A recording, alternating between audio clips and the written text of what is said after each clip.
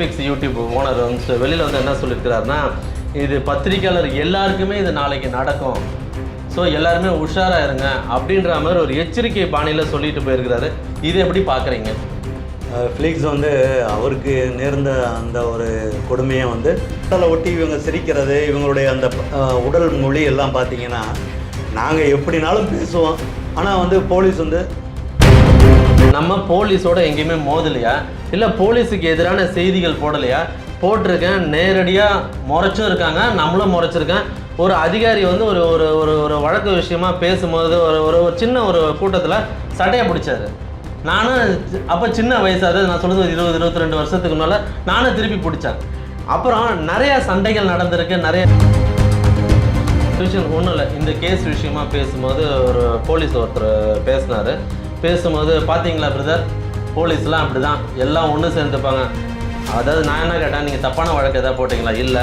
இப்போ யாருக்கு எனக்கு வார்னிங் கொடுக்குறீங்களா? போலீஸை பற்றி பேசுனா ஏதாவது பண்ணுன்னா பஸ் பண்ணால் போடுங்க, வழக்கு வந்தால் போடுங்க, வழக்கை சந்திக்க தயாராக இருக்கேன். நீங்கள் இருக்கீங்களா இல்லையா?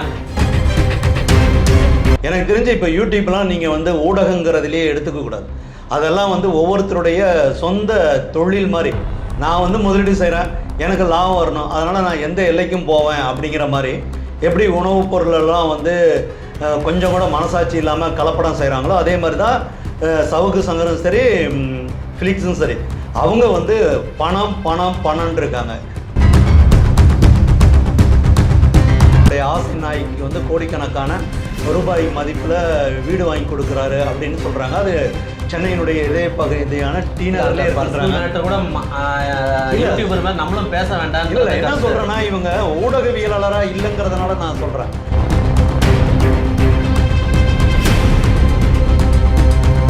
சவுக்கு சங்கரும் சரி, ஃப்ளிக்ஸும் சரி, இவங்க சராசரியான ஊடகவியலாளர் கிடையாது. இவங்க காலையில் ஒரு வீடியோ யாரையாவது ஒரு அதிகாரியை பற்றி பேசுவாங்க. அந்த அதிகாரியை பற்றி பேசும்போதே மறைமுகமான ஒரு பேச்சுவார்த்தை நடந்துகிட்ருக்கோம். இதே மாதிரி நாங்கள் ஆவணம் வச்சுருக்கோம், இதெல்லாம் நாங்கள் வெளியிட போகிறோன்னு சொன்னோம்னா அந்த அதிகாரி வந்து இவங்ககிட்ட தொடர்பு கொண்டு, ஏன்னா நாம் இதையெல்லாம் எதுவுமே நம்ம புதுசாக கண்டுபிடிச்சு சொல்ல. சட்டவிரோத செயல்களில் அந்த பிரவீன்கிற அந்த சாதாரண ஒரு சின்ன பையன் மாதிரி தான் இருக்கான். அவன் வந்து கிட்டத்தட்ட ஒரு வருஷத்தில் 2023 ஏகப்பட்ட சட்டவிரோத செயல்கள் செஞ்சுருக்கான். அதுக்கெல்லாம் வந்து பின்புலமாக இருந்தவர் வந்து சங்கர் தான் இருந்திருக்கார். அப்போ இது ஒரு கொள்ளை கூட்டம். இந்த வழக்குக்கு அப்புறம் கிட்டத்தட்ட ஒரு 50க்கும் மேற்பட்ட அதிகாரி லெவல்லேருந்து கீழ் லெவலில் இருக்கிற பெண் காவலர்கிட்ட பேசும்போது கிட்டத்தட்ட அவங்களே வந்து ஒரு மாதிரி ஃபீல் பண்ணுறாங்க.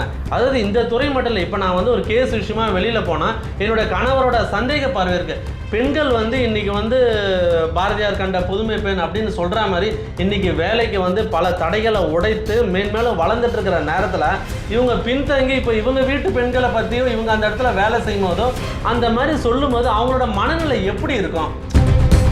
அதுக்கு நம்ம தான் பொறுப்பு.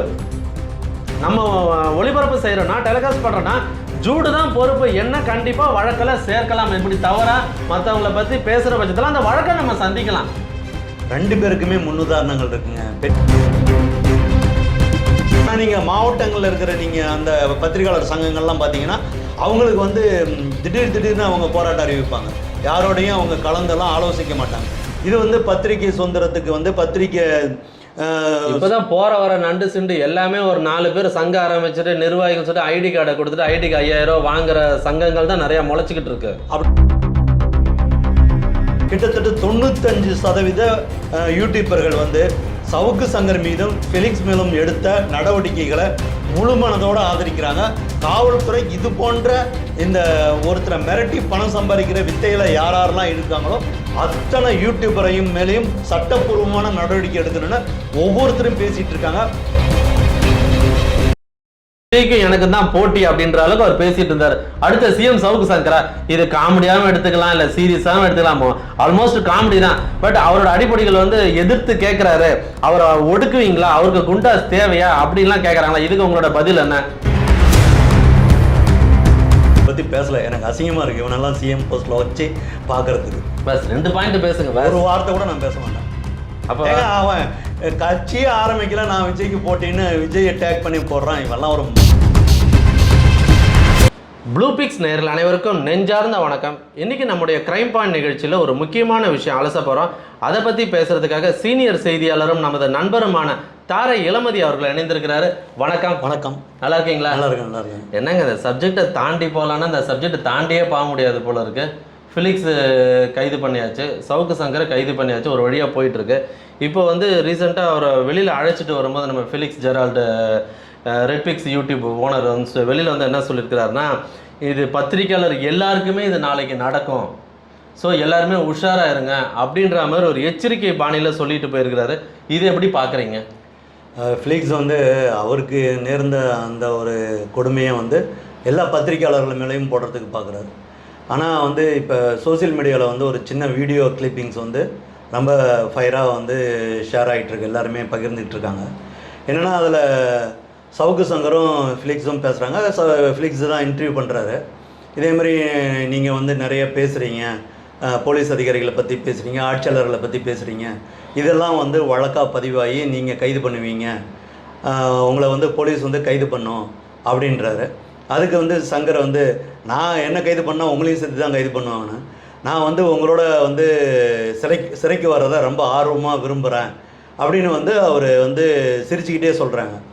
இவங்க ரெண்டு பேரும் இந்த உரையாடலை ஒட்டி இவங்க சிரிக்கிறது, இவங்களுடைய அந்த உடல் மொழி எல்லாம் பார்த்திங்கன்னா, நாங்கள் எப்படினாலும் பேசுவோம், ஆனால் வந்து போலீஸ் வந்து எந்த நடவடிக்கையும் எடுக்கக்கூடாது, அரசாங்கமே வந்து எங்கள் மேலே வந்து எந்த நடவடிக்கையும் எடுக்கக்கூடாது அப்படிங்கிறது தான் இவங்க சொல்கிறது பாணியாக இருக்குது. ரெண்டாவது, சவுக்கு சங்கரும் ஃபிலிக்ஸுக்கும் இருக்கிற வந்து அந்த மாறுபட்ட ஒரு எண்ண ஓட்டத்தை நம்ம இங்கே வந்து கொஞ்சம் குறிப்பிட்டு சொல்ல வேண்டியது இருக்குது. சவுக்கு சங்கர் வந்து காவல்துறை கைது பண்ணும்போதெல்லாம் என்ன சொல்லுவாங்கன்னா, போலீஸ் வந்து என்னை அடித்தது, போலீஸ் வந்து துன்புறுத்துனாங்க, சிறைச்சாலையில் வந்து என்னை வந்து வார்டன், சிறை கண்காணிப்பாளர்லாம் துன்புறுத்துனாங்கன்னு சொல்லுவார். ஆனால் வந்து ஃபிலிக்ஸ் வந்து அதுக்கு மாறுபட்ட ஒரு கருத்தை சொல்கிறார். இல்லை, டெல்லியிலேருந்து என்னை வந்து சென்னைக்கு அழைத்து வரும்போதோ அல்லது அங்கே சென்னையிலேருந்து திருச்சிக்கு அழைத்து வரும்போதோ போலீஸ் வந்து எந்த துன்புறுத்தலும் செய்யலை, சித்திரவதை பண்ணல அப்படிங்கிறத அவர் வந்து வெளிப்படையாக மீடியாவில் சொன்னாலும் சரி, நீதிமன்றத்துலேயும் அது வந்து மேஜிஸ்ட்ரேட் முன்னாலேயும் சொல்லியிருக்காரு. அப்போ இவங்க ரெண்டு பேருடைய குணமும் கோணமும் எப்படி இருக்குங்கிறத பார்த்தாவே இவங்க வந்து எல்லாரையும் ஏமாத்துறாங்க அப்படிங்கிறத நம்ம புரிஞ்சிக்கலாம். இதில் முக்கியமான விஷயம் என்னென்னா, இரண்டு பேருக்குமே பணம் வருது. வீடியோ வந்து போலீஸ் அதிகாரியை எதிர்த்து போட்டாலும் சரி, அரசாங்கத்தை வந்து திட்டி போட்டாலும் சரி, இவங்க ரெண்டு பேருக்குமே வந்து வருமானம் வருது. இப்போ சவுக்கு சங்கரை பற்றி சம்பாதிச்ச பணத்தை பற்றிலாம் ஏகப்பட்ட பேட்டிகள் யூடியூப்பில் வந்து நிறையா வந்துட்டுருக்கு, நேர்காணல்கள். அதாவது 30 கோடி ரூபாயிலிருந்து 60 கோடி ரூபாய் வரைக்கும் சவுக்கு சங்கர் சம்பாதிச்சு 30 கோடின்றான், மொத்தம் 60 கோடின்றான். அதெல்லாம் விட்டுட்டு இப்போ என்ன ஒரு விஷயம்னா, நான் இந்த பாயிண்ட்டுக்கு மறுபடியும் வரேன். இப்போ நீங்கள் பத்திரிகையாளராக ஒரு 30-35 வருஷம் இருக்கீங்க, நான் ஒரு 25 வருஷமாக இருக்கேன். நம்ம போலீஸோட எங்கேயுமே மோதலையா, இல்லை போலீஸுக்கு எதிரான செய்திகள் போடலையா? போட்டிருக்கேன், நேரடியாக முறைச்சும் இருக்காங்க, நம்மளும் முறைச்சிருக்கேன். ஒரு அதிகாரி வந்து ஒரு ஒரு ஒரு ஒரு வழக்கு விஷயமா பேசும்போது ஒரு ஒரு சின்ன ஒரு கூட்டத்தில் சட்டையை பிடிச்சாரு. நானும் அப்போ சின்ன வயசாக, நான் சொல்கிறது 20-22 வருஷத்துக்கு மேலே நானும் திருப்பி பிடிச்சேன். அப்புறம் நிறையா சண்டைகள் நடந்திருக்கு, நிறைய விஷயங்கள் நடந்திருக்கு. சில விஷயம் ஒன்றும் இல்லை, இந்த கேஸ் விஷயமா பேசும்போது ஒரு போலீஸ் ஒருத்தர் பேசும்போது பார்த்தீங்களா பிரதர், போலீஸ்லாம் அப்படி தான், எல்லாம் ஒன்று சேர்ந்துப்பாங்க. அதாவது நான் என்ன கேட்டேன், நீங்கள் தப்பான வழக்கு எதாவது போட்டிங்களா? இல்லை. இப்போ யாருக்கு எனக்கு வார்னிங் கொடுக்குறீங்களா? போலீஸை பற்றி பேசுனா ஏதாவது பண்ணுனா பஸ் பண்ணால் போடுங்க, வழக்கு வந்தால் போடுங்க, வழக்கை சந்திக்க தயாராக இருக்கேன். நீங்கள் இருக்கீங்களா இல்லையா? இல்லை, நம்ம தப்பு செஞ்சாலும் ஒரு ஜேர்னலிஸ்ட் எத்திக்ஸ் படி பேசும்போது எந்த பிரச்சனையும் கிடையாதுல்ல. அப்படியே நம்ம எல்லாரையும் கூட்டு சேர்க்கணும். இன்னொன்று, எந்த பிரச்சனைக்கு ஃபிலிக்ஸ் முன்னால் வந்து நின்று இருக்காரு? இல்லை, அது நம்ம ஃபிலிக்ஸ் வந்து இப்போ நம்ம வந்து ஊடகவியலாளர்லாம் வச்சு பேசக்கூடாது. ஃபிலிக்ஸ் வந்து ஒரு யூடியூப்பினுடைய ஓனர் மாதிரி தான் அவர். யூடியூப் வந்து இன்றைக்கி வந்து ஏகப்பட்ட யூடியூப்பில் வந்து அரசாங்கத்துக்கு எதிராகவும் ஆட்சியாளர்களுக்கு எதிராகவும் ஐஏஎஸ், ஐபிஎஸ், லோக்கலில் இருக்க தாசில்தார், வட்டார போக்குவரத்து அலுவலர் என அரசு அதிகாரிகளை பற்றி ஏகப்பட்ட வீடியோக்கள் வந்துகிட்டே இருக்குது. நான் என்ன சொல்கிறேன், நீங்கள் ஒரு நேர்காணல் பண்ணுறீங்க, சவுக்கு சங்கர் பேசுகிறாருன்னா, சங்கர் பேசுகிறது அத்தனையுமே வந்து சட்டத்திற்கு புறம்பான விஷயங்களாக தான் இருக்குது, எந்த ஆதாரங்களும் இல்லை. அப்போ நீங்கள் வந்து அதை பதிவு செஞ்சு நீங்கள் அதை ஒளிபரப்புறீங்கன்னா என்ன காரணம்? உங்களுக்கு வந்து வியூஸ் அதிகமாகுது, அதன் மூலமாக வருமானம் வருது. ஸோ நீங்கள் இது வந்து ஒரு லாவாக நட்ட கணக்கு மாதிரி, ஒரு தொழில் மாதிரி தான் நீங்கள் இதை பார்க்குறீங்க. எனக்கு தெரிஞ்சு இப்போ யூடியூப்லாம் நீங்கள் வந்து ஊடகங்கிறதுலேயே எடுத்துக்கக்கூடாது. அதெல்லாம் வந்து ஒவ்வொருத்தருடைய சொந்த தொழில் மாதிரி. நான் வந்து முதலீடு செய்கிறேன், எனக்கு லாபம் வரணும், அதனால் நான் எந்த எல்லைக்கும் போவேன் அப்படிங்கிற மாதிரி. எப்படி உணவுப் பொருளெல்லாம் வந்து கொஞ்சம் கூட மனசாட்சி இல்லாமல் கலப்படம் செய்கிறாங்களோ, அதே மாதிரி தான் சவுக்கு சங்கரும் சரி, ஃபிலிக்ஸும் சரி, அவங்க வந்து பணம் பணம் பணம்னு இருக்காங்க. குறுகிய காலத்தில் பார்த்தீங்கன்னா கிட்டத்தட்ட 6 மாதத்தில் அல்லது ஒரு வருஷத்தில் கடந்த 2023 ஓராண்டில் 2 பேருடைய வளர்ச்சியும் அபரிதமாக இருந்திருக்குன்றாங்க. சவுக்கு சங்கர் வந்து 3 கார் வச்சுருக்காரு, அத்தனையுமே விலை உயர்ந்த காருன்றாங்க, சொந்த அலுவலகன்றாங்க. அதே மாதிரி வந்து அவருடைய ஆசை நாயகி, நாமெல்லாம் இந்த வார்த்தையெல்லாம் யூஸ் பண்ணக்கூடாது, வேறு வழி இல்லை, இன்றைக்கி சமூக ஊடகங்களில் இது பரவலாக பேசப்படுது. அவருடைய ஆசை நாயகிக்கு வந்து கோடிக்கணக்கான ரூபாய் மதிப்பில் வீடு வாங்கி கொடுக்குறாரு அப்படின்னு சொல்கிறாங்க. அது சென்னையினுடைய இதே பகுதியான டீனர்லேயே இருக்கிறாங்க கூட யூடியூபர் மாதிரி நம்மளும் பேச வேண்டாம். இல்லை, என்ன சொல்கிறேன்னா, இவங்க ஊடகவியலாளராக இல்லைங்கிறதுனால நான் சொல்கிறேன், இவங்களுக்கு பணம் வேணும், பணத்துக்கு என்ன வந்து வழி இருக்கோ அதை செய்கிறாங்க.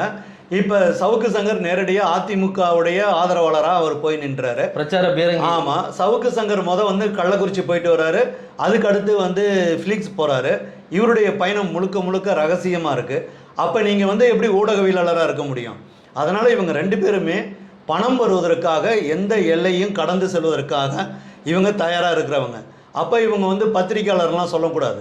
ஏன்னா இன்றைக்கி வந்து நீங்கள் நம்மளுடைய டெய்லி பேப்பரில் அல்லது தொலைக்காட்சிகளில் நிறையா வருது. நான் உதாரணத்துக்கு ஒன்று சொல்கிறேன். நெல்லையில் வந்து கனிம வளங்கள் வெட்டி எடுக்கப்படுதுன்னு சொல்லிட்டு ஏகப்பட்ட செய்திகள் வந்து தொலைக்காட்சிகளில் வந்துச்சு. அதே மாதிரி நெல்லையில் வந்து டிஸ்ட்ரிக்ட் ரிப்போர்ட்டராக ஒரு ஆங்கில நாளிதனுடைய ஒரு நிருபர் வந்து தொடர்ந்து வந்து செய்திகளை சொல்லிட்டு இருக்காரு. அதே மாதிரி அந்த பல்பீர் சிங் பல்ல உடைச்ச கதை எல்லாமே அவர் தான் முதல்ல கொண்டு வந்தார். இப்படி ஒவ்வொரு மாவட்டங்களில் இருக்க ஊடகவியலாளர்களும் சட்ட ரீதியாக அவங்களுக்கு இருக்கிற அந்த உரிமைப்படி செய்திகளை போட்டுக்கிட்டு தான் இருக்காங்க. அது ஆட்சியராக இருந்தாலும் சரி, அரசியல்வாதிகளாக இருந்தாலும் சரி, அல்லது இந்த மாதிரி சட்டவிரோத செயல்கள் செய்கிற மணல் குவாரியை வெட்டி எடுக்கிறது, கனிம வளங்களில் கொள்ளடிக்கிறவங்களை பற்றியெல்லாம் செய்திகள் போட்டுக்கிட்டே தான் இருக்காங்க. அதனால் இவங்க 2 பேரும், சவுக்கு சங்கரும் சரி, ஃபிலிக்ஸும் சரி, இவங்க சராசரியான ஊடகவியலாளர் கிடையாது. இவங்க காலையில் ஒரு வீடியோ யாரையாவது ஒரு அதிகாரி பற்றி பேசுவாங்க, அந்த அதிகாரியை பற்றி பேசும்போதே மறைமுகமான ஒரு பேச்சுவார்த்தை நடந்துகிட்ருக்கோம். இதே மாதிரி நாங்கள் ஆவணம் வச்சுருக்கோம், இதெல்லாம் நாங்கள் வெளியிட போகிறோன்னு சொன்னோன்னா அந்த அதிகாரி வந்து இவங்ககிட்ட தொடர்பு கொண்டு, ஏன்னா நாம் இதையெல்லாம் எதுவுமே நம்ம புதுசாக கண்டுபிடிச்சு சொல்லலை. அவர்கிட்ட உதவியாளராக இருந்தவர் கடந்த ஒரு 4-5 மாதத்துக்கு முன்னால் அவரால் வந்து வெளியே அனுப்புனவர். சவுக்கு மீடியாங்கிறத அதை அட்மின் மாதிரி கவனிச்சுட்டு வந்தவர் இன்றைக்கி எல்லா ஊடகத்திலையும் சொல்கிறார். அந்த ஆள் பண்ண கூத்தே நிறையா இருக்குது. சட்டவிரோத செயல்களில் அந்த பிரவீன்கிற அந்த சாதாரண ஒரு சின்ன பையன் மாதிரி தான் இருக்கான். அவன் வந்து கிட்டத்தட்ட ஒரு வருஷத்தில் 2023 ஏகப்பட்ட சட்டவிரோத செயல்கள் செஞ்சுருக்கான். அதுக்கெல்லாம் வந்து பின்புலமாக இருந்தவர் வந்து சங்கர் தான் இருந்திருக்கார். அப்போ இது ஒரு கொள்ளை கூட்டம். இவங்கள போய் நீங்கள் ஊடகவியலாளர், இவங்க போலீஸ் வந்து இப்போ ஒரு ஆர்டர் கொண்டு வந்தாங்களா, இந்த ப்ரெஸ் ஸ்டிக்கர் ஒட்டக்கூடாதுன்னு. ஆக்சுவலாக இதை பேஸ் பண்ணி தான் கொண்டு வந்திருக்காங்க. இதை நான் ஏற்கனவே அப்போதே நண்பர்கிட்ட சொன்னேன். சவுக்கு மீடியா அப்படின்னு அந்த பேரை வச்சுக்கிட்டு இந்த பரந்தூர் அந்த விமான நிலையம் போராட்ட அந்த எதிர்ப்பு போராட்டத்தில் கலந்துக்கிறதுக்கெல்லாம் இவர் பயன்படுத்தினதெல்லாம் மீடியா ஸ்டிக்கர் தான். ஸோ வந்து சவுக்கு சங்கருக்கு எதிராக வந்து எல்லாத்தையும் உழைக்கணும் அப்படின்னு கொண்டு வந்ததுக்கு தான் அந்த ஸ்டிக்கர் கொண்டு வந்தாங்க. அதனால் இப்போ வந்து சவுக்கு சங்கரை பற்றி என்ன சொல்கிறாங்கன்னா, அரசாங்கம் வந்து 3 மாதத்துக்கு முன்பிருந்தே இவருடைய எல்லா மறைமுகமான நிழலாக இருக்கிற எல்லாரையுமே வந்து கண்காணிப்பு வளையத்தில் ரெக்கார்ட்ஸை கையில் எடுத்து. ஆமாம், இவங்கெல்லாம் யாரோட ஃபோனில் பேசிகிட்டு இருந்தாங்க, யாரெல்லாம் சந்தித்தாங்க, அவர்களுக்கும் இவர்களுக்கும் என்ன தொடர்பு, அதேமாதிரி இந்த சிஎம்டியிலேருந்து ஒரு அரசு உத்தரவு, இவங்க இந்த கிளாம்பாக்கம் துப்புரவு பணியை வந்து ஒரு தனியார் நிறுவனத்துக்கு கொடுக்கறத பற்றி தான் இவர் அதிகமாக குற்றச்சாட்டு சொன்னார். ஆளுங்கட்சி அதில் வந்து ஊழல் புரிஞ்சிருக்குன்னு இவர் ஒரு குற்றச்சாட்டு சொன்னார். இதுக்கெல்லாம் என்ன காரணம் அப்படின்னா, இவரை வந்து இயக்கிறது வந்து திமுகவில் இருக்கிற மூத்த அமைச்சர்கள் சிலரே இயக்குறாங்க. அதாவது உட்கட்சிக்குள்ள குழப்பத்தை ஏற்படுத்தி அவங்க வந்து தங்களுக்கு ஆதாயமாக ஏதாவது செஞ்சுக்க முடியுமா, அதாவது ஆட்சியினுடைய தலைமையை மிரட்டி வைக்கிற மாதிரி அந்த பாணியில் சவுக்கு சங்கரை பயன்படுத்தியிருக்காங்க. அந்த அமைச்சர்கள் யாராரு, அந்த நிர்வாகி யாராருன்ற லிஸ்ட்டும் தமிழக முதல்வர் கையில் எல்லாமே போயிடுச்சு. அதாவது சவுக்கு சங்கருக்கு பின்னால் இருந்த IAS IPS அதிகாரிகள் யார், அதே மாதிரி அமைச்சர்கள் யார், திமுகவில் இருந்த மாவட்ட செயலாளர்கள் யார், MLAக்கள் யார் அப்படிங்கிற எல்லாம் ஒட்டுமொத்தமாக எடுத்துட்டாங்க. இப்போ சவுக்கு சங்கர் எல்லாருமே தனக்கு வர வேண்டியதை வரலன்ட்டோம், ஒன்று தனக்கு கிடைக்க வேண்டிய பதவி கிடைக்கலன்ற அந்த மன வருத்தமாக சொல்லப்போனால் காண்டில் போட்டு கொடுக்குறாங்க. ஆமாம், இப்போ சவுக்கு சங்கர் மேலே இரக்கம் காட்டுறவங்க சட்டத்தின் ஆட்சி வந்து தமிழ்நாட்டில் வந்து நிலைத்து நிற்கணுங்கிற அந்த கரையெல்லாம் கிடையாது. இதை தொடர்ந்தால் யாராருக்கு வந்து சவுக்கு சங்கர் யாராருக்கெல்லாம் வேலை பார்த்தானோ அவனெல்லாம் வந்து அவருடைய முகத்திரையெல்லாம் கிளியும். ஏன்னா வந்து வெளிப்படையாக வந்து திமுக வந்து எல்லார் மேலேயும் நடவடிக்கை எடுக்க ஆரம்பிச்சதுன்னா எந்த பின்னணியில் இவங்க வந்து நடவடிக்கை எடுத்திருக்காங்கன்னு அப்படின்னு ஊடகங்கள் பேச ஆரம்பிக்கும் போது இவங்கெல்லாம் சவுக்கை வந்து இயக்கியிருக்காங்க அப்படிங்கிறது தெரியும். சவுக்கையும் ஃபிலிக்ஸையும் நீங்கள் இரு உருவம் அப்படின்லாம் பிரித்து பார்க்க முடியாது. சவுக்கு சங்கர் பாரதி ராஜாவின் இரு கண்களை போன்றது சொல்லுவார்ல டயலாக், அது மாதிரி ஒரே வாரம் 2 கத்தி. ஆமாம், சவுக்கு சங்கர் வந்து நீதித்துறையில் இருக்கிற பெண்களை பற்றி பேசின நேர்காணலை யார் எடுத்ததுன்னு பார்த்தா ஃபிலிக்ஸ் தான் எடுத்தார். அப்பயும் வந்து நீதிமன்றம் தண்டனைக்கு இல்லை, அதை அக்செப்ட் பண்ணிக்கவே முடியாதுங்க. எனக்கு ரொம்ப மனசு கஷ்டமா இருக்கு இளமதி. இந்த டோன்ல தானே பேசுவீங்க ஒவ்வொரு விவகாரத்துலையும். ஏன் வந்து நீ வந்து ஜாமீனுக்கு போற வழக்கை வந்து நீ சந்திக்க வேண்டியது. இதை வந்து நம்ம சொல்ல தேவையில்ல. மாரிதாஸ், இன்னொரு யூடியூபர் இருக்காரு மாரிதாஸ், அவரு சும்மா பிரிச்சு மேய்ஞ்சிருக்கிறாரு. இதே மாதிரி பல்வேறு விஷயங்கள்ல மற்றவனுக்கு வந்த தக்காளி சட்னி மாதிரியும் இவருக்கு வந்தா மட்டும் ரத்தம் மாதிரியும் பேசிக்கிட்டு இருந்ததா டேட் வைஸ்ல நம்ம சவுக்கு பேசின மேட்டரை மொத்தமா போட்டு கிழிச்சு விட்டுருக்காப்புல. இல்லை, ஃபிலிக்ஸ் வந்து ஒரு போலீஸ் வந்து அவரை வந்து அழைத்து விசாரணை கொண்டு போது நீதிமன்றத்தில் ஆஜர்படுத்துகிறாங்க. நீதிமன்றத்தில் வந்து மேஜிஸ்ட்ரேட் வந்து அவரை வந்து சிறை தண்டனை வழங்குவதற்கு முன்பாக அவர் அவங்க வீடியோ பேசினதை 30 நிமிடமும் முழுசாக பார்த்துருக்கார். பார்த்ததுக்கு பின்னால் தான் போலீஸ் தரப்பு சொன்ன நியாயங்கள்லாம் கூட அவங்க வந்து அதை ஒரு முக்கிய ஆதாரமாக எடுத்துக்காமல் அந்த வீடியோவை முழுமையாக பார்த்துருக்காங்க. மேஜிஸ்ட்ரேட் முன்னால் நின்றுட்டு இருந்த இன்ஸ்பெக்டர்கள், அதேமாதிரி பெண் இன்ஸ்பெக்டர்கள், அதேமாதிரி பெண் சப் இன்ஸ்பெக்டர்கள் அத்தனை பேருமே தங்களுக்கு குடும்ப ரீதியாகவும் சமூகத்தில் இந்த நேர்காணலாக ஏற்பட்டிருக்க அவமானம் தலைகுனிவை பற்றியெல்லாம் அவங்க வந்து ரொம்ப உருக்கமாக மேஜிஸ்ட்ரேட்டை சொல்லிட்டு இருக்காங்க. தங்களால் அன்றாட பணிகளை மேற்கொள்ள முடியல. ஏன்னா ஒரு காவல் இன்ஸ்பெக்டர் உமன் போலீஸ் வந்து வெறும் ஸ்டேஷனுக்குள்ளேயே முடங்கி கிடக்க முடியாது. அவங்க வந்து பந்தோஸ்து அல்லது வந்து வாகன சோதனை, அதேமாதிரி விஐபி கேஸ் விஷயமா மற்ற மாவட்டங்களுக்கு போக வேண்டிய வேலையும் வரும். ஆமாம், நீங்கள் பார்த்தீங்கன்னா வெளி மாவட்டங்கள்லேருந்து நிறைய பெண் போலீஸ் ஆஃபீஸர்ஸ் வந்து சென்னை உயர்நீதிமன்றத்துக்கு வந்து வழக்கு விஷயமா வந்து போகிறாங்க. ஆமாங்க, அவங்க அவசர அவசரமாக வருவாங்க, காலையில இருந்து மாலை வழக்கு விஷயமா நிறைய ஜட்ஜுக்கிட்டே சொல்லியிருக்காங்க. இந்த மாதிரி எங்கள் கணவன்மார்கள் கேட்குறாங்க, நீ இப்படி தான் பண்ணையா அப்படின்ட்டு. இதே மாதிரி இப்போ அவங்க கேட்குறது இருக்கட்டும். நான் இந்த வழக்குக்கு அப்புறம் கிட்டத்தட்ட ஒரு 50க்கும் மேற்பட்ட அதிகாரி லெவல்லேருந்து கீழ் லெவலில் இருக்கிற பெண் காவலர்கள்ட்ட பேசும்போது கிட்டத்தட்ட அவங்களே வந்து ஒரு மாதிரி ஃபீல் பண்ணுறாங்க.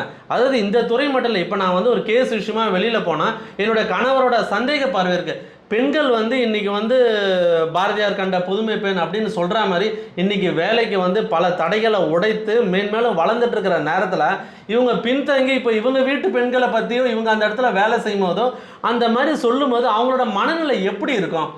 இது ஏற்றுக்கொள்ளவே முடியாதுல்ல. இல்லை, ஃபிலிக்ஸ் வந்து அதான் 2 பேருக்குமே அதுக்கு நம்ம தான் பொறுப்பு. நம்ம ஒளிபரப்பு செய்கிறோன்னா டெலிகாஸ்ட் பண்ணுறோன்னா ஜூடு தான் பொறுப்பு. என்ன கண்டிப்பாக வழக்கில் சேர்க்கலாம். இப்படி தவறாக மற்றவங்கள பற்றி பேசுகிற பட்சத்தில் அந்த வழக்கை நம்ம சந்திக்கலாம். 2 பேருக்குமே முன்னுதாரணங்கள் இருக்குங்க. பெண்களை பற்றி கேவலமாக பேசினா சிறை தண்டனை உண்டுங்கிறத 2 பேருக்குமே இருக்குது. சங்கர் வழக்கில் அவன் பார்த்தீங்கன்னா அவர் வந்து நீதிபதிகளையும் அங்கே இருக்க பெண் பணியாளர்களும் இணைத்து பேசி தண்டனை வாங்கினார். ஆனால் இதே ஃபிலிக்ஸும் வந்து ஒரு அதிமுக நிர்வாகியை வந்து பெண் நிர்வாகியை போய் பேட்டி எடுக்கும்போது தரக்குறைவாக பேசும்போது அது வந்து புகாராக போய் அது வந்து நீதிமன்றத்தில் வழக்காக வரும்போது இவர் போய் நான் மன்னிப்பு கேட்டு கடிதம் எழுதி கொடுத்து தான் இவர் வெளியே வந்திருக்காரு. ஆமாம், இது போன்ற தவறை நான் இனிமேல் செய்ய மாட்டேன்னு. அப்போ இவங்க 2 பேரும் சின்ன குழந்தைகள் இல்லை. இவங்க 2வது ஊடகவியலாளர்களும் கிடையாது. அந்த ஊடகவியலாளர்களுக்கு இருக்கிற உரிமைகள்லாம் இவங்க பயன்படுத்திக்க முடியாது. ஆனால் இவங்க 2 பேருமே யூடியூப்பை வச்சுட்டு பணம் சம்பாதிக்கிறது தான் இவங்களுக்கு நோக்கம். அப்போ நாங்கள் யாரை பற்றினாலும் பேசுவோம் அப்படின்னு இவங்க வந்து எந்தவித ஒரு கட்டுப்பாடும் இல்லாமல் கண்ணியமும் இல்லாமல் இவங்க பேசுவாங்க. அந்த பேசுகிறத வந்து பார்த்துட்டு அரசாங்கம் வேடிக்கை பார்த்துட்டு இருக்குமா? இல்லை காவல்துறை வந்து நீங்கள் இன்னும் பேசுங்க, ஒவ்வொரு குடும்ப பெண்களையும் பற்றி பேசுங்கன்னு வந்து அனுமதிப்பாங்களா? இவங்க 2 பேருமே இதுக்கு மேலேயும் தண்டனை அனுபவிக்கணும். இன்றைக்கி நீங்கள் ஊடகவியலாளர்கள் சங்கங்கள் எங்கேயுமே போராட்டம் நடத்தலை. சென்னையில் வந்து கொஞ்சம் வந்து பொறுமையாக நிதானமாக எல்லோரோடையும் கலந்து பேசி தான் போராட்டங்கள் முன்னெடுப்பாங்க. ஆனால் நீங்கள் மாவட்டங்களில் இருக்கிற நீங்கள் அந்த பத்திரிகையாளர் சங்கங்கள்லாம் பார்த்தீங்கன்னா அவங்களுக்கு வந்து திடீர்னு அவங்க போராட்டம் அறிவிப்பாங்க. யாரோடையும் அவங்க கலந்தெல்லாம் ஆலோசிக்க மாட்டாங்க. இது வந்து பத்திரிகை சுதந்திரத்துக்கு வந்து பத்திரிகை இப்போதான் போற வர நண்டு சிண்டு எல்லாமே ஒரு 4 பேர் சங்கம் ஆரம்பிச்சுட்டு நிர்வாகிகள் சொல்லிட்டு ஐடி கார்டை கொடுத்துட்டு ஐடிக்கு 5000 ரூபா வாங்குற சங்கங்கள் தான் நிறைய முளைச்சிக்கிட்டு இருக்கு. அப்படி பார்த்தீங்கன்னா நீங்கள் எந்த மாவட்டத்திலையும் வந்து சவுக்கு சங்கருக்கு ஆதரவாகவோ அல்லது ஃபிலிக்ஸுக்கு ஆதரவோ இது வந்து பத்திரிகையாளர்களுக்கு விடப்பட்ட எச்சரிக்கை அல்லது மிரட்டல் அப்படிங்கிற எந்த கோணத்திலையும் உங்களுக்கும் நாளைக்கு நடக்கும். ஆமாம், நீங்களும் ஜெயிலுக்கு போவீங்க. சும்மா தூண்டி விட்டு பார்க்குறாரு. இங்கெல்லாம் அதுக்கான வாய்ப்பே கிடையாது. ஏன்னா நான் என்ன கேட்குறேன், இந்த மாதிரி பிரச்சனை வரும்னு எல்லாருக்கும் தெரியும். நம்ம இருக்கிற இளம் பத்திரிகையாளர்களும் சொல்கிறோமே, உடனே நாங்கள் ஒன்றும் பெரிய அப்பாட்டகெல்லாம் நினச்சிக்கோண்ணா. என்ன மாதிரியான விஷயம் போட்டால், எந்த மாதிரி கேஸ் போட்டால் வழக்கு வரும், செய்திகளை போட்டான்றது அந்தந்த எடிட்டர்களுக்கு தெரியும். சீனியர் மோஸ்ட் எடிட்டர்ஸ் இருக்காங்களே, அவங்களுக்கு இந்த நியூஸை போடணுமா வேணாமான்னு. ஃபார் எக்ஸாம்பிளுக்கு ஒன்று நடந்த விஷயமே நான் சொல்கிறேன்னே. ஹைதராபாத்தில் குண்டு வெடிக்குது. அப்போது என்னோட ஒரு குரு வந்து திருவேங்கடம், இன்னொருத்தர் வந்து மகேந்திரன் சார். அவர்கிட்ட போய் சொல்கிறான் பிரேக்கிங் நியூஸ். நான் வீட்டுக்கு கிளம்புற மணி ஒரு 8-7:45 என்னமோ இருக்கும், இந்த மாதிரி பாம்பு வச்சிட்டாங்களே. அவர் நியூஸ் டைப் பண்ணிகிட்டு இருக்கிறாரு. அவர் எதுவுமே கேட்கல. சார் உங்கள்கிட்ட தான் சொல்கிறேன் சார் பிரேக்கிங் நியூஸ் சார். பாம்பு வச்சவன் சொன்னானான்னு கேட்டார். கேட்ட கேள்வி ஒரே கேள்வி. சார் 5 நிமிஷம் நான் எதுவும் சொல்ல. அப்புறம் ஒரு 1 hour கழித்து அந்த நியூஸ் ஒன்று பிரேக்கப் ஆகுது. அது அப்போது அவங்களுக்குள்ள ஒரு இது வச்சுருக்காங்க. இது வந்து நம்ம என்ன தான் சீனியர் ரிப்போர்ட்டராக இருந்தாலும் நம்பகத்தன்மையான இடத்துலேருந்து செய்தி வர்ற வரைக்கும் அவங்க வெயிட் பண்ணுறாங்க. ஆனால் இன்றைக்கி எதுவுமே பார்க்குறதில்ல. இன்றைக்கி இருக்கிற ரிப்போர்ட்டர்ஸ் எல்லாமே 80 சவரன் திருட்டு வாட்ஸ்அப்பில். என்னன்னு ஃபோன் பண்ணி கேட்டால் தெரியல, மெசேஜ் ஃபார்வர்ட் ஆச்சு. இங்கே கொலை, என்னன்னு ஃபோன் பண்ணி கேட்டால் தெரியல, ஃபார்வர்ட் ஆச்சு. அப்போல்லாம் வந்து ஒரு நியூஸை நம்ம சொன்னோன்னா ஸ்டேஷனுக்கு ஃபோன் பண்ணி கேட்டையா, அந்த ஸ்டேஷனுக்கு நேரில் போனையா, என்கவுண்டர் நடந்தால் அந்த ஸ்பாட்டுக்கு போய் விசாரிக்கணும். இந்த எத்திக்ஸ் எல்லாம் இருக்கிறத மீறி, அதையும் மீறி நம்மளை ஜெயிலில் போட்டுருவாங்க, நம்மளை நாளைக்கு கூட்டின்னு போயிடுவாங்கன்னு சொல்கிறதெல்லாம் வந்து, அதாவது நீங்கள் சொல்கிறதெல்லாம் நம்ம அன்றாட ஊடகங்களில் ஒவ்வொரு நிகழ்வும் நம்ம வந்து செய்தியாக்கணுங்கிற ஒரு நிர்பந்தம் வந்து செய்தியாளர்களுக்கு இருக்குது. ஆனால் இவங்க 2 பேருக்கும் ஒன்றுமே கிடையாது. இவங்க காலையில் வந்து கேமரா முன்னால் உட்காடுறாங்க. இவங்க வந்து ஒரு யாரை தட்டி தூக்கலாம், யாரை டார்கெட் பண்ணலாம், 1/2 மணி நேரம் பேசுகிறாங்க. ஒரு அடுத்த 1 மணி நேரத்தில் அந்த வீடியோவை போட்டுறாங்க. அதுக்கு பின்னால் மறுபடியும் மாலையில் வந்து ஏதாவது ஒரு பொழுதுபோக்கு மாதிரி காலையில் வர்றது ஒரு வீடியோ போடுறது, அதே மாதிரி மாலையில் வந்து ஒரு வீடியோ போடுறது. இவங்களுக்கு இதை தவிர வேறு எந்த வேலை பணி நிமித்தமும் கிடையாது. இவங்க வீடியோ பேசுகிறது, வீடியோ பேசிட்டு ஏதாவது சட்ட ஒழுங்கு பிரச்சனையை ஏற்படுத்துறது, அல்லது அரசியல்வாதிகளை வந்து திட்டுறது. அரசியல்வாதிகள்னு நான் சொல்கிறது ஆட்சியாளர்களை சொல்கிறது. அப்போ நீங்கள் குறிப்பிட்ட ஒரே ஒரு சப்ஜெக்டை மட்டும் எடுத்துகிட்டு பேசுகிறீங்க அப்படிங்கும்போது அதில் எவ்வளோ கவனமாக இருக்கணும், எவ்வளோ பொறுப்பாக இருக்கணும். நான் என்ன கேட்குறேன், சட்டம் ஒழுங்கு பிரச்சனை தமிழ்நாடு காவல்துறையினும் ஏடிடிஜிபியை நீங்கள் அருண் சாரை வந்து நீங்கள் நேரடியாக ஏன் தொடுறீங்கிறது தான் நான் கேட்குறேன். அருண் சாரை பற்றி பேசும்போது இவரும் குறுக்க போகிறாரு. உன்னை பற்றி நீ என்ன அவ்வளோ பெரிய அழகா நீ அப்படிங்கும்போது, ஆமாம் தோழர் அப்படின்னு நீ வந்து அவ்வளோ தூரம் சப்ப கட்டுறத நீ என்ன ஒரு அதை எப்படி எடுத்துக்கிறது? மிட்டாய் கொடுத்தா நீ வாயில் அப்படியே வச்சுக்கிட்டு சப்பராளா நீ? கோபம் வருது அவனை பற்றி பேச. அவன் வந்து பத்திரிகையாளர்கள்லாம் இந்த பிரச்சனை வரும். நீங்கள் அந்த வீடியோவை பார்த்தீங்கன்னா, அதாவது இவங்க உலகத்தினுடைய உச்சத்தில் உட்காந்துட்டு இருக்கிற மாதிரி, இவங்களை யாரையும் தொட முடியாது. தொட்டா இவங்க வந்து உங்களை பார்த்தா கவர்மெண்ட்டே பயப்படுது. ஆமாம், நீங்கள் வச்சு செய்யலாம். இல்லை அதான் சொல்கிறேன், சவுக்கு சங்கர்கிட்ட இருந்து இவருக்கும் பணம் வந்திருக்கு. கோடிக்கணக்கான ரூபாய் இப்போ சம்பாரிச்சிருக்காங்க. குறுகிய காலத்தில் 6 மாதத்திற்குள்ள 2 பேருக்கும் அபரிதமான பணம் வந்திருக்கு. அத்தனை பணமும் ஒன்று சங்கருக்கு வந்தது வந்து அதிமுகவில் இருந்து வந்திருக்கு. அது இல்லாமல் வந்து IAS IPS அவங்ககிட்ட இருந்து வந்திருக்கு. அதாவது இப்போ பயப்பட ஆரம்பிச்சிட்டாங்க. நீ என்னை பற்றி தயவுசெய்து போட்டுறாத, ஒரு வார்த்தை கூட நீ வந்து ட்விட்டர்லேயோ அல்லது யூடியூப்லேயோ பேசினா அவங்க பயப்படுறாங்க. என்னென்னா அவங்களுடைய அந்த சமூகத்தில் ஒரு உயர்ந்த பதவியில் இருக்காங்க, உயர்ந்த அந்தஸ்தில் இருக்காங்க. தங்களை வந்து ஏதாவது ஒரு வார்த்தையில் இவன் கேவலப்படுத்திடுவானா. இப்போ சவுக்கு சங்கர் பேசுகிறாரு, சவுக்கு சங்கர் இப்படி பேசிட்டாருங்கிறதுக்கு ஏடிடிஜிபி அருண் IPS எங்கேயாவது ப்ரெஸ் மீட் வச்சு இவன் பேசுனதெல்லாம் தப்புன்னு சொல்லியிருக்காரா? அவர் அதுக்கெல்லாம் பதில் சொல்ல மாட்டார். ஏன்னா அவங்களுக்கு வந்து அந்த அவங்க வகிக்கிற பதவி, அவங்களுடைய அந்த IPS அந்த பதவிக்குரிய கண்ணியம் பேச முடியாது. அந்த பேசின வார்த்தைகள் ஒவ்வொருத்தரும் ஃபேமிலியில், இப்போ நம்ம பேசும்போது கூட ஆசை நாகின்னு பேசும்போது கூட எதுக்கு பர்சனல் லைஃப்குள்ளே போவோம். அவங்க தாயாரை பற்றிலாம் நம்ம பேசணும்னு அவசியமே இல்லை. ஆனால் ஒருத்தங்களை பற்றி பேசும்போது பர்சனல் லைஃப் எதுக்கு டச் பண்ணுறீங்க? அப்படி பார்த்தா ஒவ்வொரு தலைவர்களையும் ஒவ்வொரு ஆஃபீஸரை பற்றியும் பர்சனல் லைஃப், ஏன் ஒரு குறிப்பிட்ட ஆஃபீஸரை பற்றிலாம் பேசுகிறதே இல்லையா அவர்? ஏங்க நம்ம அதாவது மனித வாழ்க்கையில் வந்து அலுவலக நேரம் போக மீதி அத்தனையுமே வந்து அவங்களுடைய தனிப்பட்ட நேரம் தான். நீங்கள் அது வெறும் அதிகாரிகளை மட்டுமில்லை, ஒவ்வொரு மனிதருக்குமே காலையில் ஒரு பிஸ்னஸ் மேன் வீட்டை விட்டு புறப்படுறாருன்னா அவர் நேராக ஆஃபீஸ் போயிட்டு அவருடைய பிஸ்னஸ் முடிச்சுட்டு அவர் 6 மணிக்கு மேலே அவர் தன்னுடைய பொழுதுபோக்குக்காக சில இதெல்லாம் வச்சுருப்பார். நீங்கள் ஒவ்வொருத்தருக்கு பின்னாலேயும் நீங்கள் கேமரா வச்சுக்கிட்டு நீங்கள் தேட ஆரம்பிச்சிங்கன்னா, தமிழ்நாட்டில் நீங்கள் ஒருத்தரை பற்றி, தமிழ்நாட்டில் இல்லை, இந்தியாவில் இல்லை, உலகத்தில் யாரையுமே நீங்கள் வந்து அவங்களுடைய நிம்மதியை கெடுக்கிற மாதிரி தான் நீங்கள் ஏதாவது ஒன்று சொல்லிகிட்டு இருக்க முடியும். நான் என்ன சொல்கிறேன், யூடியூபர்கள் வந்து ஒரு சப்ஜெக்ட் எடுத்து நீங்கள் பேசணும். இப்போ நீங்கள் இவர் மட்டுமா யூடியூபர், இதே வந்து 2 லட்சம் 3 லட்சத்துக்கு மேலே போகிறத நான் ஏற்கனவே உங்ககிட்ட சொல்லியிருக்கேன். இப்போ நீங்கள் அதே மாதிரி ஏகப்பட்ட பேரை நீங்கள் பார்த்துக்கிட்டிங்கன்னா வந்து அரசியல் இல்லாமல் போலீஸ் இல்லாமல் ஏகப்பட்ட யூடியூபர்கள் வந்து 3 லட்சம் அப்படிங்கிறது சராசரியாக வச்சுருக்காங்க. நீங்கள் ஒன்றும் சொல்ல, வீரப்பனை பற்றி பேசுங்க, சந்தனகடத்தில் வீரப்பனை பற்றி பேசுனீங்கன்னா அதை பற்றி பேசினாவே 3 லட்சம் போகுது. அதே மாதிரி இன்றைக்கு அரசியலில் எவ்வளவோ பேர் பேசுகிறாங்க, ஊடகவியலாளர்கள் எவ்வளோ பேரோ பேசுகிறாங்க, அதுவுமே வந்து 3 லட்சம் வருது. ஆனால் இவங்களுக்கு என்னென்னா இந்த ஊடகம் மூலமாக யூடியூப் மூலமாக வர்ற வருமானம் சிறிதள ஒரு சில லட்சம் வருமானம் வச்சுட்டு ஒன்றுமே பண்ணாமல் நீங்கள் மாதம் ஃபுல்லாக பேசி தொண்டை கிள்ளியே கத்துனீங்கன்னா ஏதோ லட்சத்தை பார்க்கலாம். ஆனால் இவங்க ஒரே ஒரு வீடியோ மூலம் 1 கோடி ரூபாய் சம்பாதிக்கணும்னு நினைக்கிறாங்க. அதுக்கு என்ன காரணம் இருக்குது? இன்றைக்கி அரசியல் சூழ்நிலை இருக்குது. ஆளுங்கட்சியான திமுகவை பற்றி, முதல்வர் மு க ஸ்டாலினை பற்றி, அமைச்சர் உதயநிதியை பற்றி பேசினா வந்து எதிரணிகள், இப்போ திமுகவுக்கு எதிரணியை பார்த்தீங்கன்னா நாம் தமிழர் கட்சி இருக்குது, அதே மாதிரி பாரதிய ஜனதா கட்சி இருக்குது, அதிமுக இருக்குது.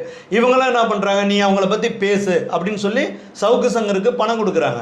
சவுக்கு சங்கர் நினச்சதெல்லாம் பேசி அதை அப்படியே வந்து ஒளிபரப்பாகணும்னா அவருக்கு இருக்கிற ஒரே ஊடகம் ஃபெலிக்ஸுடைய ஊடகம் மட்டும்தான். ஸோ அதனால் என்ன பண்ணுறாரு, நேராக ஃபெலிக்ஸ் கிட்ட போயிடுறாரு. இவங்க 2 பேரும் உட்காந்து நாங்கள் வச்சது தான் சட்டம் அப்படின்னு இவங்க 2 பேருமே பண்ண இந்த அராஜகத்துக்கு தான் போலீஸ் வந்து முற்றுப்புள்ளி வச்சுருக்கு. எனக்கு தெரிந்து நான் பார்க்குற வரைக்கும் கிட்டத்தட்ட 95% யூடியூப்பர்கள் வந்து சவுக்கு சங்கர் மீதும் ஃபெலிக்ஸ் மேலும் எடுத்த நடவடிக்கைகளை முழு மனதோடு ஆதரிக்கிறாங்க. காவல்துறை இது போன்ற இந்த ஒருத்தரை மிரட்டி பணம் சம்பாதிக்கிற வித்தையில் யாரெல்லாம் இருக்காங்களோ அத்தனை யூடியூபரையும் மேலேயும் சட்டப்பூர்வமான நடவடிக்கை எடுக்கணும்னு ஒவ்வொருத்தரும் பேசிகிட்டு இருக்காங்க. இது என்னை பொறுத்த வரைக்கும் காவல்துறைக்கும் திமுக அரசுக்கும் மக்கள் கொடுக்குற ஆதரவாக தான் நான் அதை பார்க்குறேன். ஓகே, கடைசியாக ஒரு கேள்வி. அடுத்த சிஎம் வந்து சவுக்கு சங்கர்னு சொல்லிட்டு இருக்காங்க. அவரோட விசுவாசிகள், அதாவது விஜய்க்கும் எனக்கு தான் போட்டி அப்படின்ற அளவுக்கு அவர் பேசிட்டு இருந்தார். அடுத்த சிஎம் சவுக்கு சங்கரா? இது காமெடியாகவும் எடுத்துக்கலாம், இல்லை சீரியஸாகவும் எடுத்துக்கலாமோ? ஆல்மோஸ்ட் காமெடி தான். பட் அவரோட அடிப்படைகள் வந்து எதிர்த்து கேட்குறாரு. அவரை ஒடுக்குவீங்களா, அவருக்கு குண்டாஸ் தேவையா அப்படின்லாம் கேட்குறாங்களா? இதுக்கு உங்களோட பதில் என்ன? நீங்களே பேசுறீங்க, குண்டாஸ் போட்டு முடிச்சிட்டோம். நான் இதை பற்றி பேசலை, எனக்கு அசிங்கமாக இருக்குது இவனெல்லாம் சிஎம் போஸ்ட்டில் வச்சு பார்க்குறதுக்கு. பஸ் 2 பாயிண்ட் பேசுங்க. ஒரு வார்த்தை கூட நான் பேச மாட்டேன். அப்போ அவன் கட்சியே ஆரம்பிக்கல, நான் விஜய்க்கு போட்டின்னு விஜயை டேக் பண்ணி போடுறான். இவெல்லாம் ஒரு மனுஷன். இவனை பற்றி போய் இது வரைக்கும் ஏன் பேசுகிறேன்னா, அவன் வந்து சமுதாயத்துக்கு வந்து ஒரு பெரிய கெடுதலாக இருக்கான் அப்படிங்கிறதுனால நம்ம பேசுகிறோம். காவல்துறையில் நம்மளுடைய சகோதரிகள் இருக்காங்க, நம்மளுடைய உறவினர்கள் வந்து பெண்கள் வந்து நிறைய பேர் பதவியில் இருக்காங்க. 2வது, நீங்கள் இந்த மகளிர் காவல் நிலையம் காவல்துறை வந்து முத ஆரம்பிக்கும் போது பார்த்தீங்கன்னா பெண்கள் வரவே இல்லை. அப்போல்லாம் வந்து இந்த பதவிக்கு வந்தவங்களாம் யாராவது தெரியுமா? இந்த ஓட்டப்பந்தயத்தில் கலந்துக்கிற பெண்கள், விளையாட்டுத்துறையில் இருக்கிற பெண்கள், அதாவது பட்டப்படிப்பு படித்தவங்களாம் நேரடியாக வரல. ஏற்கனவே அவங்க விளையாட்டுத்துறையில் இருந்தவங்க, அந்த மாதிரி மூலமாக, ஆமாம், அந்த ஆர்வத்தில் வந்தவங்க. இன்றைக்கி தான் வந்து பட்டப்படிப்பு படித்த பெண்கள் நிறைய பேர் வந்து காவலர்களாகவும் உதவியாக தடைகளை தாண்டி தான் வராங்க. அதே மாதிரி அவங்க அணிகிற அந்த சீருடையில் இருந்து அவங்க பார்க்குற பணிகள்லாம் நீங்கள் ஒரு ரோட்டில் வந்து 8 மணி நேரம் நிற்கிறதெல்லாம் ஒரு உண்மையான ஒரு சகோதரி, நம்ம சகோதரி இப்படி நிற்கிறாங்க, நம்மளுடைய குடும்பத்திலேருந்து ஒருத்தர் நிற்கிறாங்கன்னு அந்த வேதனை இருந்தால் யாருமே அப்படி பேச மாட்டாங்க. காவல்துறையை பற்றி நம்ம நிறைய குறைகள் சொல்லலாம். நீங்கள் ஏகப்பட்ட குறைகள் சொல்லிட்டீங்க, நானும் குறைகள் சொல்லுவேன். காவல்துறை அதிகாரிகள் தவறு செஞ்சால் நேருக்கு நேராக சொல்லலாம், அதெல்லாம் ஒன்றும் பிரச்சனை இல்லை. நம்ம ஏற்கனவே டிராஃபிக்கை பற்றி பேசியிருக்கோம். அதே மாதிரி காவல் நிலையங்களில் வந்து பொதுமக்களுக்கு எப்படி வரவேற்பு கிடைக்குது, எந்த மாதிரி வந்து, அதெல்லாம் வேணாம். சிஎம் மேட்டருக்கு வாங்க. நான் பேசலைங்க. என்ன இப்படி சொன்னீங்கன்னா எப்படி? ஏதாவது 2 வார்த்தை பேசுங்க, ஆடியன்ஸ் எதிர்பார்க்குறாங்கல்ல. ஒரு வார்த்தை என்ன நீங்கள் என்ன சொல்கிறேன் நான், அதாவது நடிகர் விஜய் கூட கட்சி தொடங்கி 2 கோடி உறுப்பினர்கள் இலக்க வச்சு போகிறாரு. அவரு கூட நான் முதலமைச்சர்னு இது வரைக்கும் சொல்லிக்கல. இந்த ஆளை போய் நம்ம இதை பட்டு பேசுவோம். உங்களுக்கு என்னங்க காண்டு? அவர் வரக்கூடாதா? ஒரு சாதாரண எளிய மனிதர் வரக்கூடாதாங்க? நான் சொல்கிறேன், ஊடகத்தில் அந்த ஆளை வந்து கடுமையாக முதல் முறையாக எழுதினவன் நான் தான். எழுதி வந்து ஊடகவியலாளர்கள், அதாவது புகழ்பெற்ற ஊடகவியலாளர்கள், தொலைக்காட்சி, அச்சு ஊடக நாளிதழ்கள்லாம் செய்தி ஆசிரியர்களாக இருக்கிற நிறையா வாட்ஸ்அப் குரூப்லாம் நான் போட்டு விட்டேன். யாருமே வந்து இன்றைக்கி பிரபலமாக இருக்க ஊடகவியலாளர்கள் யாருமே சவுக்கு சங்கருக்கு எதிராக பேசாத போது நான் வந்து இழிப்பிறவின்னு அந்த ஆளை பற்றி சொன்னேன்.